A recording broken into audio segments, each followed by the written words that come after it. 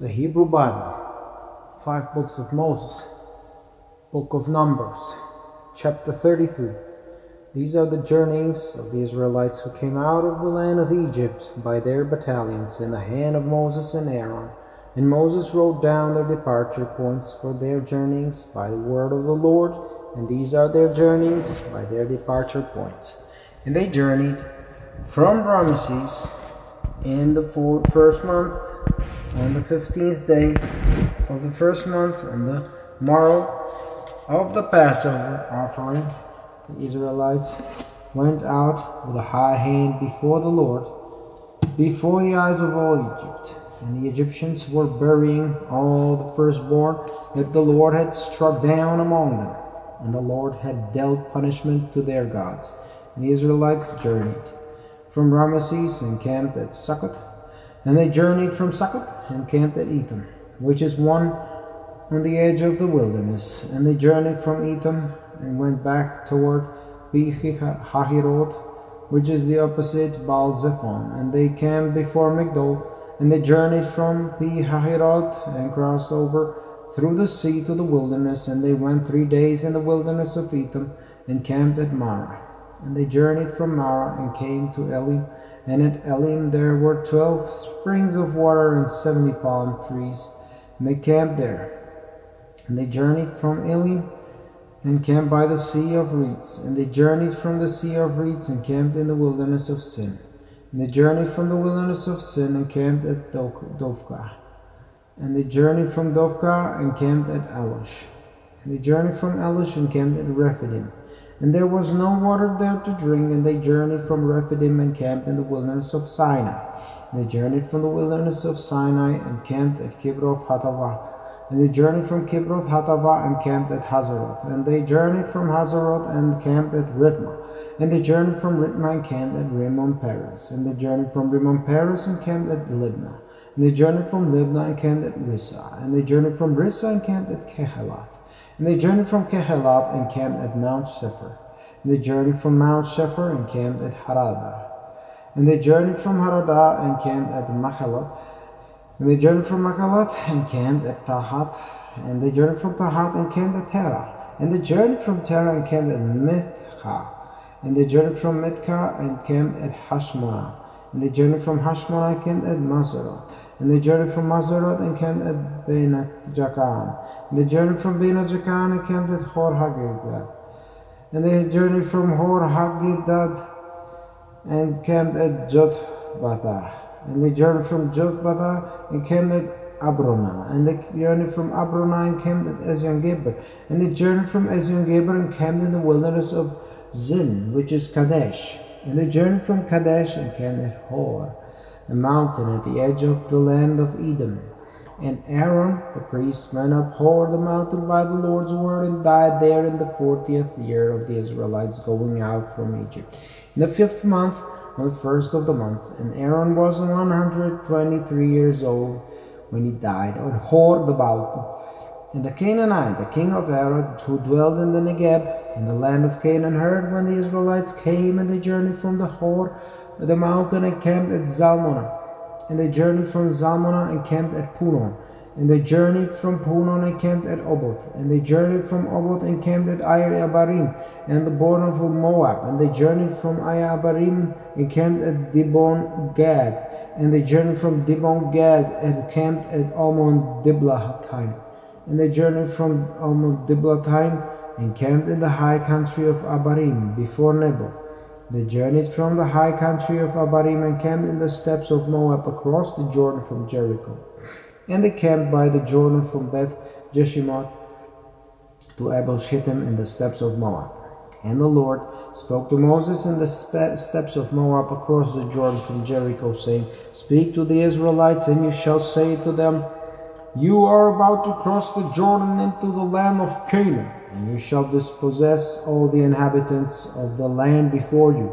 And you shall destroy all their carved figures and all their molten images you shall destroy, and all their cult places you shall demolish. And you shall take possession of the land and dwell in it. For to you I have given the land to take hold of it, and you shall settle the land by law according to your plans. For the many you shall make their estate large, for the few you shall make their estate small. Whenever the lot falls, there it will be his. By the tribes of your fathers you shall settle. And if you do not dispossess the inhabitants of the land from before you, it will come about that those of them you leave will become stings in your eyes and thorns in your sides, and they will be foes to you on the land in which you dwell. It will come about that as I had thought to do to them, I shall do to you. Chapter 34. And the Lord spoke to Moses, saying, Charge the Israelites, and you shall say to them, when you come into the land of Canaan, this is the land that will fall to you in estate, the land of Canaan by its borders. And your southern limit shall be from the wilderness of Zin by Edom, and your southern border from the edge of the Dead Sea to the east. And your border shall swing round south the ascent of Akrabim, and pass through Zin, as in the farthest reaches shall be south Kadesh Barnea, and it shall extend out of Hazar Adar, and pass through to Osmon. And the border shall swing around from Osmon toward the Wadi of Egypt, and its farthest reaches to the sea, and the western border. The great sea shall be your border. This shall be your western border, and this shall be your northern border. From the great sea you shall trace a line to Hor the mountain. From Hor the mountain you shall trace a line to Lebo Hamath, and the farthest reaches of the border to Zerad. And the border shall extend to Zephron, and its farthest reaches Hazar Enan. This shall be your northern border, and you shall trace for yourselves a line for the eastern border from Hazar Enan to Shephan. And the border shall go down from Shephan to the Riblah, east of Ain. And the border shall go down and touch the slope of Lake Chineret to the east, and the border shall go down to the Jordan, and its farthest reaches of the Dead Sea. This shall be your land, its borders all around. And Moses charged the Israelites, saying, This is the land of which you will take possession by lot, as the Lord had charged to give to the 9½ tribes, for the tribe of Reubenites by their fathers' houses, the tribe of the Gadites by their fathers' houses, and the half-tribe of Manasseh have taken their estate. The 2½ tribes have taken their estate beyond the Jordan, across the Jericho to the east. And the Lord spoke to Moses, saying, These are the names of the men who will share out estates of the land for you: Eleazar the priest, and Joshua son of Nun. And one chieftain from each tribe you shall take to the share out the estates of the land. And these are the names of the men: for the tribe of Judah, Caleb son of Jephunneh; for the tribe of the Simeonites, Samuel son of Ammihud; for the tribe of Benjamin, Elidad son of Chisma; and for the tribe of Danites, chieftain Buki son of Jogli; for the Josephites of the tribe of Manassites, chieftain Haniel son of Ephod; and for the tribe of the Ephraimites, chieftain Kemuel son of Siftan; and for the tribe of Zebulunite, chieftain Elizaphan son of Parnak; and for the tribe of Issacharites, chieftain Paltiel son of Azan; and for the tribe of the Azarites, chieftain Ahihud son of Shelomi; and for the tribe of the Naphtalites, chieftain Pedalhel son of Ammihud. These are the sons whom the Lord charged to share out estates to the Israelites in the land of Canaan. Chapter 35. And the Lord spoke to Moses in the steppes of Moab by the Jordan across from Jericho, saying, Charge the Israelites that they give to the Levites from the secure holdings towns in which to settle in pasture land.